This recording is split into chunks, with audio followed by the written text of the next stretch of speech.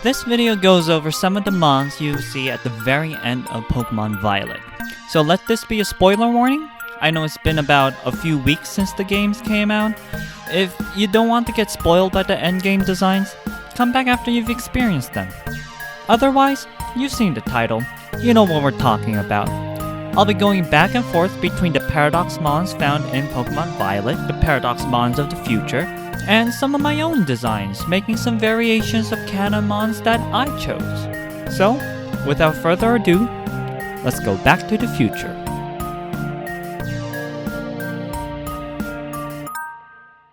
In Pokemon Violet, there are 8 designs that are styled off of the future, one of which you meet pretty early on with the bike legendary, Miraidon.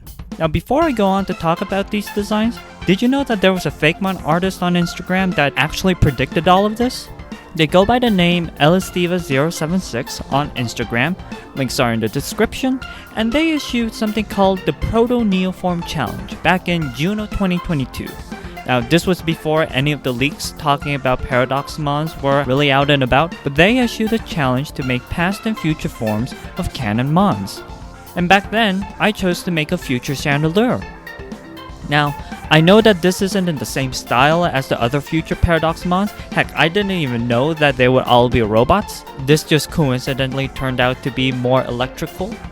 I mean, I tried to make some edits so that it looks more like the other Paradox Mons that we got, but I personally liked what I had better.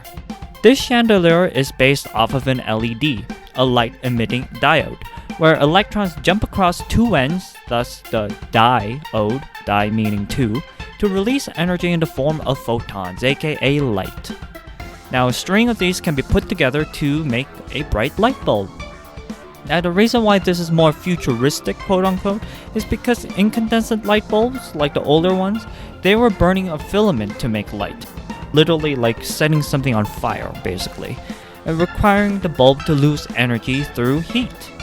That's why LEDs here, which don't necessarily need that heat loss, are regarded as more efficient. Thus, this Chandelure is now electric type instead of fire, and I named this Iron Bulb. So yeah, the naming convention of these future Paradox Mons are pretty weird. Not only do they all have 2 words in them, just like the Paradox Mons you see in the Scarlet version, but they all start with the word Iron. I could only guess it's supposed to be something like the Power Rangers or something, where you have to yell out the names like Iron Treads or Iron Thorns. I don't know, I'm trying my best here. But when these designs first came out, many people were surprised how all of them are robots. We expected speculative evolutions, like would everything turn into crabs? But we got robots instead. Not only that, but they all seem to share the same style in a way. They all have this theme of having glowy lights with white dots in them. I know this may be disappointing, but it made making fan designs particularly easier, because there was a lot more established rules in this set. So, I picked up a random sci-fi trope and rolled with it. Here's Iron Core, a robot based off of Cursola. They are actually just a ball hovering over a rolling recharge station, but there's a hologram that surrounds it, as it makes a disco-like party.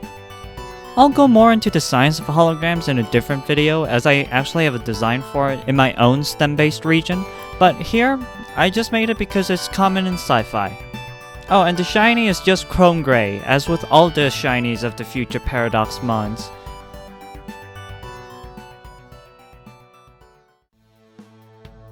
I don't know how to feel about the future set, but what I do know is that the lore doesn't match up for me. Now hear me out, it's not that I'm a huge lore buff, but apparently Iron Treads and Iron Moth are from aliens, but Iron Jugulus is an offspring between Hydreigon and a what?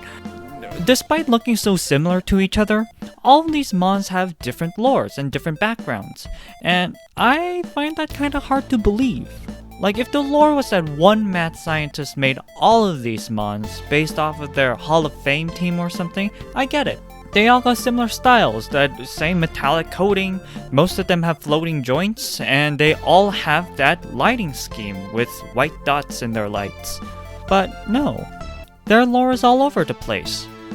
Now there is a theory out there that maybe these aren't really from a future, but rather an imagined future, where the first researchers around this so-called time machine imagined the Mons and those designs became canon. In other words, the time machine at the end of the game might actually be just an imagination actualizer. Honestly, I kinda wish this is real, cause that means that fake Mons can be canon in a way. But I have a feeling that's a bit too convoluted for Game Freak's writing. So anyways, here's the Mon that's not really related to what it originally was.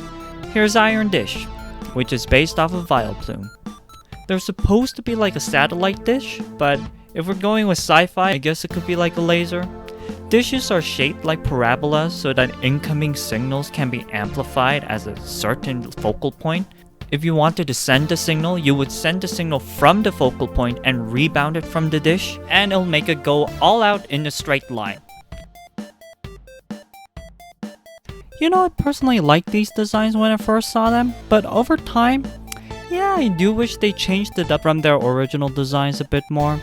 I'm personally fine with the robo theming, but some of them look a bit too close to what they're based off of. But taking a step back, why would anyone design robots based off of Mons? Let me repeat that. Why would anyone design robots based off of living things? Now that's called biomimicry, and it's something we've practiced in our own world too. Engineers and researchers have found innovations and solutions just by observing the very world we live in. From Velcro to aerodynamic textures, people have learned quite a lot from what other living things have figured out over the years. So for my last Paradox Mon, here's Iron Rocket, a jet shaped like Sharpedo. Sharks are very aerodynamic, not only because of their shape, but surprisingly because of their rough skin, which makes grooves across the whole body, reducing drag and becoming more efficient than completely smooth surfaces. This has inspired the designs of our boats and planes. Sharpedo is already known for their scarily fast speed, so I'd imagine that in their world, researchers would want to fashion their speedboats off of Sharpedos as well. I call this aerodynamic beast a water flying type.